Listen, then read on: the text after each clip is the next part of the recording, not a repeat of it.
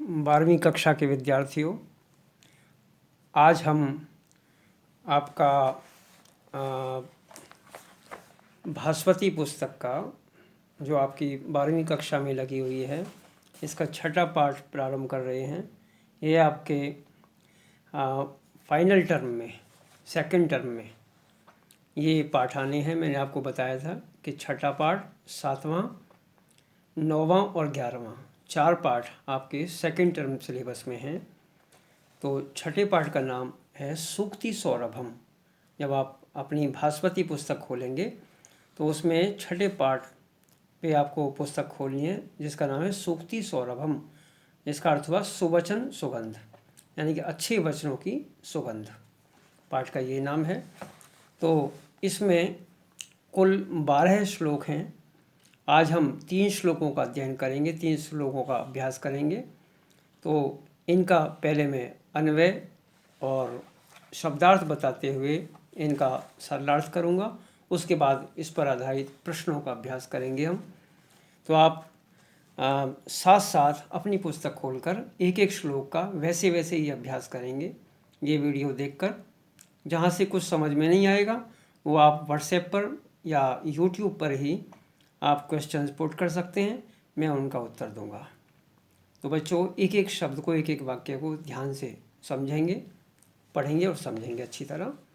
तो बच्चों, आपके छठे पाठ सूक्ति सौरभम का पहला श्लोक मैं प्रारंभ कर रहा हूँ। स्वायत्तम एकांत गुणम विधात्रा विनिर्मितम छादनम अज्ञतायाः विशेषतः सर्वविदाम समाजे विभूषणम मौनम अपंडितानाम। ये भर्तृहरि जी का लिखा हुआ श्लोक है। इसका अन्वय जब हम श्लोक का सरलार्थ करते हैं तो उसे क्रम से, उन शब्दों को क्रम से लगा लेते हैं, उसे अन्वय कहा जाता है।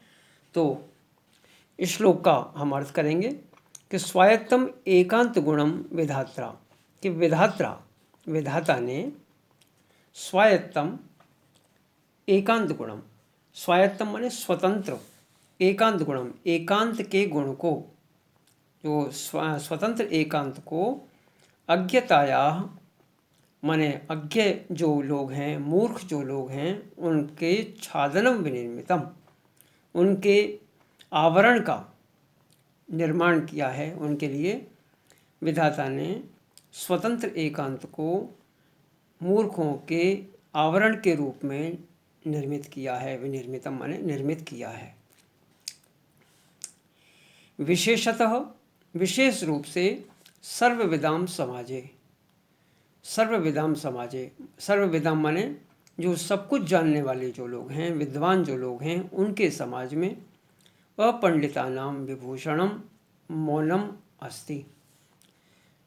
सब कुछ जानने वाले अर्थात विद्वानों के समाज में अपंडितानाम, अपंडित कौन? मूर्ख। विद्वानों के समाज में मूर्खों का विभूषणम माने आभूषण, गहना, मौनम अस्ति, मौन होता है।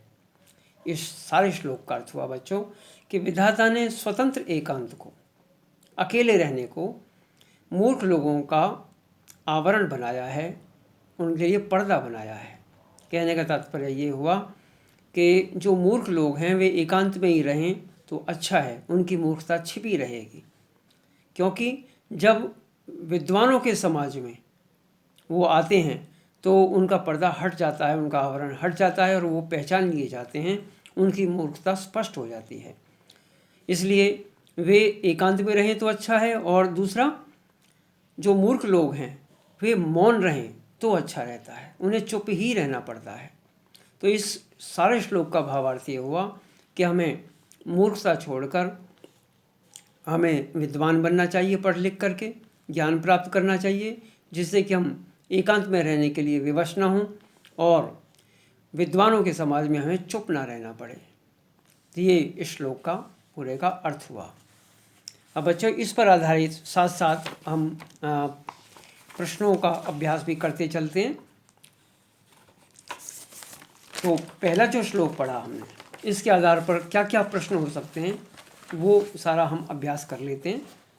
तो अभी अभी हमने ये श्लोक पढ़ा था, स्वायत्तम एकांत गुणम विधात्रा विनिर्मितम छादनम अज्ञतायाः विशेषतः सर्वविदाम समाजे विभूषणम मौनम अपंडितानाम।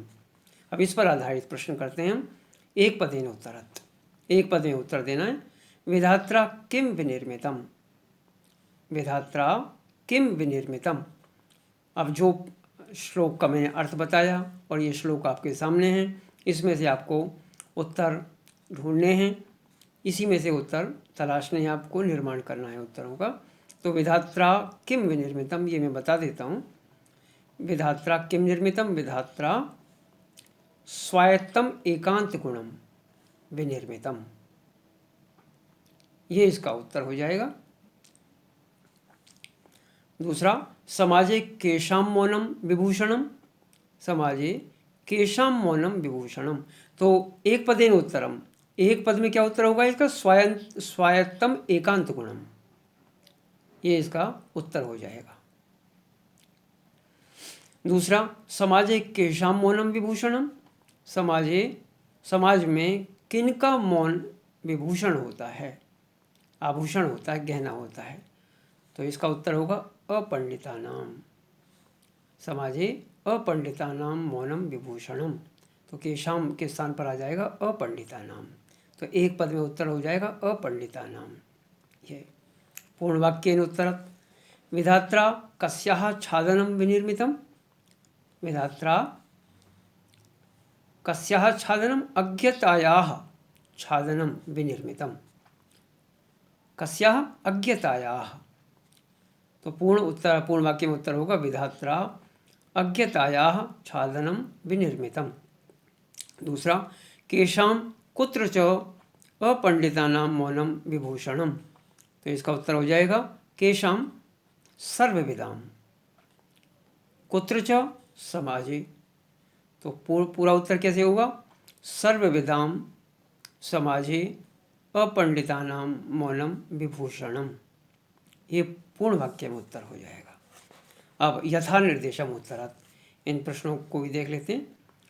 पंडितानाम इति पदस्य विलोम पदम किम प्रयुक्तम, इसका विलोम पद क्या है पंडितानाम का? तो पंडितानाम के लिए क्या शब्द आया है? विलोम पद। इसका विलोम पद माने विपरीत अर्थक पद इस श्लोक में क्या आया है पंडितानाम का? अपंडितानाम, मौनम अपंडितानाम, दो शब्द इसमें जुड़े हुए हैं, दो पद, मौनम जमा अपंडितानाम। तो पंडितानाम का विलोम पद अपंडितानाम हो गया। दूसरा, आवरणम इति पदस्य पर्याय पदम किम प्रयुक्तम, आवरणम इस पद का पर्याय पद क्या प्रयोग किया गया है आवरणम का? तो इसका उत्तर हो जाएगा छादनम। दो शब्द मिले हुए हैं इसमें भी, छादनम अज्ञतायाः, इनको मिला करके छादनम अज्ञतायाः ये शब्द बना पूरा। तो आवरणम का पर्याय पद क्या हुआ? छादनम। अगला, विनिर्मितम इति क्रियापदस्य कर्तृपदम किम प्रयुक्तम, विनिर्मितम का विनिर्मितम जो क्रियापद है इसका कर्तृपद क्या है? विनिर्मितम का विधात्रा, ये कर्तृपद है इसका, कि विधाता के द्वारा निर्मित किया गया, विधाता के द्वारा बनाया गया। तो विधात्रा यह इसका हो जाएगा कर्तृपद। अगला, सर्वविदाम समाजे अनयोः पदयोः विशेषण पदम किम, विशेषण पद कौन सा है इन दोनों में? सर्वविदाम समाजे, विशेषण पद मैंने पहले भी बताया था आपको क्लास में कि जो पद विशेषता बतलाए दूसरे पद की वह विशेषण होता है। तो सर्वविदाम समाजे, विद्वानों के समाज में, किसके समाज में? विद्वानों के, इसलिए सर्वविदाम यह विशेषण पद हो जाएगा। तो बच्चों इन प्रश्नों का मैंने आपको अभ्यास भी करा दिया। तो अब दूसरे श्लोक पर विचार करते हैं, दूसरा श्लोक देखते हैं, उसका शरारत कराते हैं आपको। यह दूसरा श्लोक है, इसे पढ़ते हैं। रूपम प्रसिद्धम न बुधास्तदाहु विद्यावताम वस्तुत एव रूपम, अपेक्षया रूपवताम ही विद्या मानम लभन्ते अतितराम जगत्याम। ये मंगलदेव शास्त्री जी का लिखा हुआ श्लोक है। इसका अर्थ हुआ कि रूपम प्रसिद्धम न बुधा। बुधा जो विद्वान होते हैं, ज्ञानी लोग होते हैं, प्रसिद्धम रूपम न, वो संसार में प्रसिद्ध रूप जो है, जिसकी प्रसिद्धि है, जिसे सब लोग मान्यता देते हैं, उस रूप की वो प्रशंसा नहीं करते। सांसारिक रूप की, शारीरिक रूप सौंदर्य की वो प्रशंसा नहीं करते। न वस्तुतः विद्यावताम रूपम एव, वो तो विद्वानों का जो रूप है, विद्यावानों का जो रूप है, विद्यावानों का रूप क्या है? विद्या, उसकी प्रशंसा करते हैं वो ज्ञानी लोग। सांसारिक रूप सौंदर्य की प्रशंसा नहीं करते, अपितु विद्यावानों के रूप की, जो विद्वान लोग हैं उनका रूप क्या है? विद्या, ज्ञान, उसकी प्रशंसा करते हैं। वस्तुतः वास्तव में जगत्याम, इस संसार में विद्या, जो विद्या होती है, जो ज्ञान होता है, रूपवताम अपेक्षया, रूपवानों की अपेक्षा, रूपवान जो सांसारिक रूप सौंदर्य वाले हैं उनकी अपेक्षा अतितराम मानम लभन्ते, वह अधिक सम्मान को प्राप्त करती है। जो सांसारिक जो सौंदर्य है उसकी अपेक्षा विद्या अधिक सम्मान को प्राप्त करती है। इस श्लोक का यह अर्थ हुआ। श्लोक में देखते हैं, रूपम प्रसिद्धम न बुधा, विद्वान लोग प्रसिद्ध रूप की प्रशंसा नहीं करते, अपितु विद्यावताम रूपम, विद्वानों के रूप की, विद्वानों का रूप जो ज्ञान है उसकी प्रशंसा करते हैं। वास्तव में अपेक्षया रूपवदाम, रूपवानों की अपेक्षा, सांसारिक रूप सौंदर्य वालों की अपेक्षा विद्या, ज्ञान, मानव लभन्ते अतितराम, अधिक सम्मान को प्राप्त करती है। कहाँ? जगत्याम, इस संसार में। यह श्लोक का अर्थ हो गया।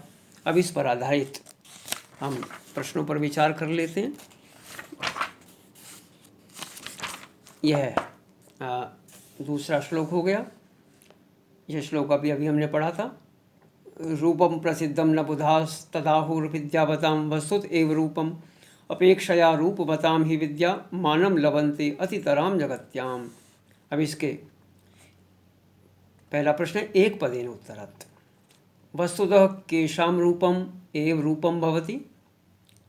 अब इस श्लोक को पढ़ा हमने। वास्तव में किन का रूप वास्तविक रूप होता है? किसका? विद्यावताम, विद्वानों का। यह मैंने अभी आपको बताया था। दूसरा, के प्रसिद्धम रूपम आहुः, कौन प्रसिद्ध रूप की प्रशंसा नहीं करते? कौन? बुधा, बुधा जो ज्ञानी लोग हैं, जो विद्वान लोग हैं, वे प्रसिद्ध रूप की प्रशंसा नहीं करते, अपितु जो विद्वानों का जो रूप है, सौंदर्य है, विद्या, ज्ञान, उसकी प्रशंसा करते हैं। पूर्ण वाक्य में उत्तरत, पूर्ण वाक्य में उत्तर देना है इन प्रश्नों का। केशाम अपेक्षया विद्या मानम ददाति, किन की अपेक्षा विद्या अधिक मान प्रदान करती है? केशाम अपेक्षया विद्या मानम ददाति, तो रूपवताम अपेक्षया, क्या उत्तर आएगा कि रूपवताम अपेक्षया विद्या मानम ददाति, रूपवताम अपेक्षया विद्या मानम ददाति, ये हो जाएगा। जनाः कुत्र मानम लभन्ते, जनाः कुत्र मानम लभन्ते, तो जनाः जगत्याम मानम लभन्ते, जनाः जगत्याम मानम लभन्ते, ये हो जाएगा। यथा निर्देशम उत्तरत् विद्वांसः इति पदस्य पर्याय पदम किम प्रयुक्तम। विद्वांसः, इसका पर्याय पद क्या प्रयोग किया गया है? बुधा, विद्वांस माने भी विद्वान और बुधा माने भी विद्वान, ज्ञानी। रूपम प्रसिद्धम, अनयोः पदयोः विशेष्य पदम किम। रूपम प्रसिद्धम, इन पदों में विशेष्य पद कौन सा है? तो विशेष्य होता है जिसकी विशेषता बतलाई जाती है। इसमें दो पद हैं, रूपम और प्रसिद्धम। तो किसकी विशेषता बतलाई जा रही है? रूपम, रूप की। रूप कैसा है? प्रसिद्ध है, इसलिए रूपम, यह विशेष्य पद है। प्रसिद्धम विशेषण पद है। विशेष्य पद पूछा है तो रूपम ये विशेष्य पद हो जाएगा। संसारे इत्यर्थे अत्र किम पदम प्रयुक्तम। संसारे संसार में, इसके लिए कौन सा पद प्रयोग किया गया है श्लोक में? जगत्याम, माने जगत में, संसार में। यह है आहुः इति क्रियापदस्य कर्तृपदम किम। आहुः इस क्रियापद का कर्तृपद क्या है, क्या प्रयोग किया गया है? कर्तृपद में कर्ता क्या है? आहु माने बोलते हैं, कहते हैं। कौन कहते हैं? बुधा, विद्वान लोग, विद्वान जन। तो इसका ये उत्तर हो जाएगा बुधा। तो बच्चों इस तरह से दूसरा जो श्लोक हमने पढ़ाया उसके भी, उस पर आधारित प्रश्न भी मैंने आपको करा दिए। इस तरह से परीक्षा में आते हैं। अब तीसरा श्लोक हम पढ़ते हैं। उसका पहले मैं आपको अर्थ समझाता हूँ, उसके बाद उस पर आधारित हम प्रश्नों का अभ्यास कर लेंगे। तीसरा श्लोक बच्चों, दुर्जनः सज्जनताम उपैति, दुर्जनः सज्जनताम उपैति शठः सहस्रैरपि शिक्ष्यमाणः चिरं निमग्नो अपि सुधा समुद्रे न मंदरो मार्दवम अभ्युपैति। यह श्लोक भट्ट रामनाथ शास्त्री जी के द्वारा लिखा हुआ है। इसका अर्थ करते हैं तो इन्हें क्रम से अन्वय करते हुए कैसे लगाते हैं, एक क्रम से लगा लेते हैं इन शब्दों को। सहस्रहि जनहि अपि, हजारों लोगों के द्वारा भी, शिक्ष्यमाण पढ़ाया जाता हुआ, सिखाया जाता हुआ, दुर्जनः शठः जो बुरा व्यक्ति होता है, धूर्त जो व्यक्ति होता है, सज्जनताम न उपैति उस सज्जनता को प्राप्त नहीं करता, अर्थात सज्जन नहीं बनता।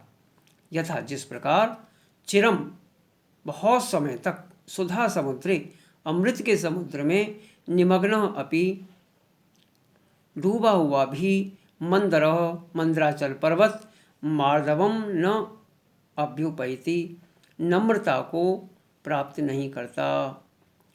वह नम नहीं, नमी उसमें नहीं आती पर्वत में। कहा है कि जिस प्रकार अमृत के समुद्र में डूबे रहने पर भी मंदराचल पर्वत कभी भी नमी को प्राप्त नहीं करता, नरम नहीं पड़ता कभी भी, वैसा का वैसा ही पत्थर बना रहता है। उसी प्रकार किसी दुष्ट व्यक्ति को हजारों लोग शिक्षा दें तो भी वह कभी सज्जन नहीं बनता, वह दुष्ट का दुष्ट ही रहता है। यह अर्थ हुआ।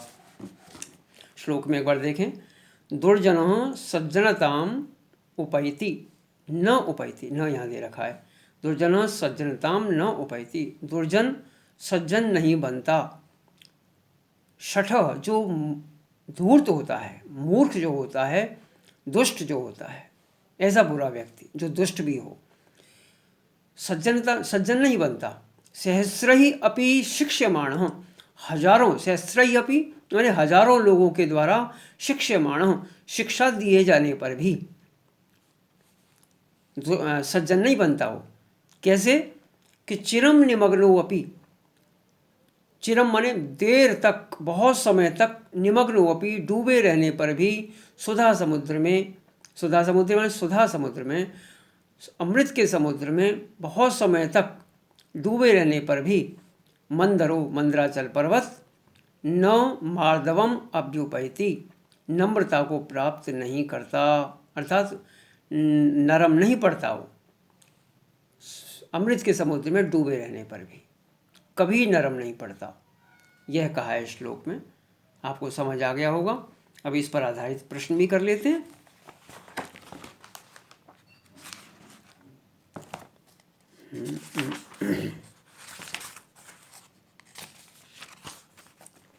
यह है बच्चों, ये तीसरा श्लोक है, इस पर आधारित प्रश्न हो गए। यही श्लोक अभी अभी हमने पढ़ा है। न दुर्जनः सज्जनताम उपैति शठः सहस्रैरपि शिक्ष्यमाणः चिरम निमग्नोऽपि सुधा समुद्रे न मंदरो मार्दवम अभ्युपैति। ये इस पर आधारित एक पदेन उत्तरत्, पहले एक पद वाले प्रश्न हैं। दुर्जनः काम न उपैति सज्जनताम, दुर्जनः काम न उपैति, दुर्जन किस चीज़ को प्राप्त नहीं करता? सज्जनता को, सज्जनताम, ये एक उत्तर हो जाएगा एक पद में। कहो समुद्रे निमग्नः वर्तते, समुद्र में निमग्न कौन रहता है? मंदरो, मंदराचल पर्वत मंदरः, ये इसका उत्तर हो जाएगा। पूर्ण वाक्येन उत्तरत् मंदरो कुत्र निमग्नो अपि किम न अभ्युपैति। दो प्रश्न पूछे, कुत्र निमग्नो अपि और किम न अभ्युपैति।